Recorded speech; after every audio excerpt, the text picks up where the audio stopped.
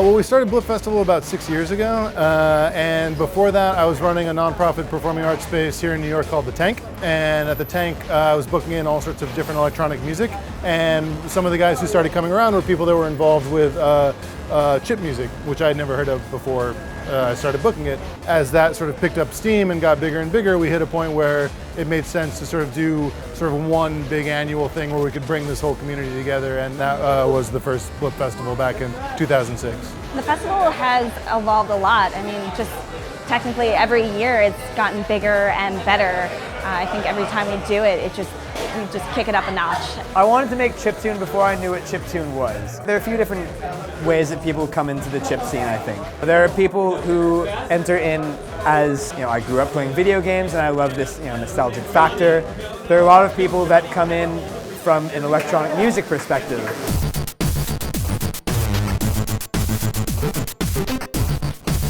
I think chiptune and video games are two separate worlds, and it's interesting to see where they intersect. I think for a lot of people, video games is a very strong entry point to chiptune, but I think that they'll be surprised at where they wind up. Obviously they're using retro hardware, right? This is stuff that a lot of us grew up, I grew up playing on a Game Boy or playing with an Atari, but what's interesting is that a lot of the people that are on the scene right now didn't. Right? I mean, you hit a point where there are people who are 18, 19, 20 years old who are doing this stuff that never grew up with this stuff. They grew up at a time when this was already sort of the ancient past. Nostalgia definitely plays a part in chip music, but to me it's so much more fun when I have a fan who's 16 years old and loves the Game Boy sound that never played an NES game or has never played a Game Boy game, and nostalgia is no part of that.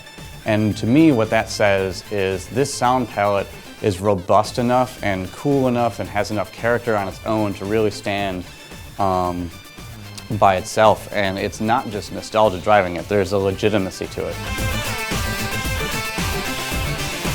A very important part of the Blip Festival is showing that it's not just chiptune music, it's a lot of different things coming from a lot of different people.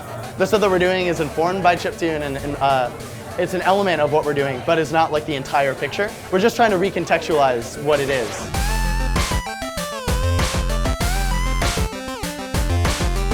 These sounds are kind of becoming popular in pop music. You literally hear on pop radio samples of these sorts of things. I personally would like it just to stay my own little niche scene forever, but I think it will grow.